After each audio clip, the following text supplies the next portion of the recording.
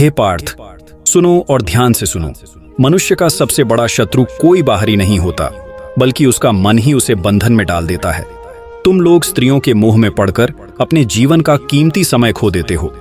याद रखो, यह मोह माया जाल है। यह तुम्हें मीठा लगता है, पर भीतर से धीरे धीरे तुम्हारी शक्ति को नष्ट कर देता है। जैसे दीपक की लौ पतंगे को आकर्षित करती है, वैसे ही स्त्रियों का आकर्षण असमय तुम्हें अपनी ओर खींचता है। परंतु जो विवेकवान है, जो अपने जीवन का लक्ष्य पहचानता है, वह इस आकर्षण को जीत लेता है।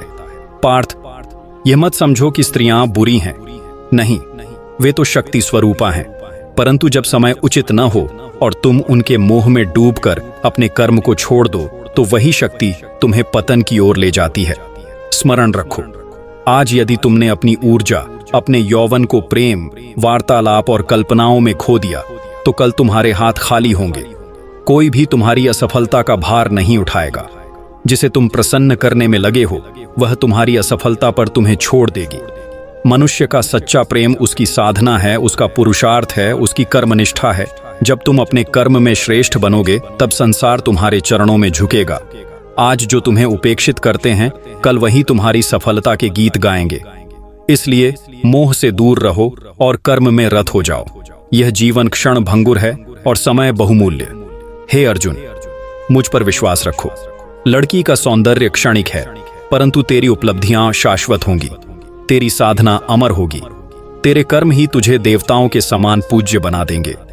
यदि तुमने अपने को वासना और आकर्षण से बांध लिया, तो यह जीवन व्यर्थ हो जाएगा। पर यदि तुमने उसी शक्ति को साधना में, ज्ञान में, कौशल में और पुरुषार्थ में लगा दिया, तो तुम्हें कोई रोक नहीं पाएगा। याद रखो, संसार उन्हीं को याद रखता है जो महान कर्म करते हैं, और महान कर्म वही कर सकता है जो मोह से परे है। इसलिए उठो, मोह का परित्याग करो, कर्म पथ पर चलो और अपना भाग्य स्वयं लिखो।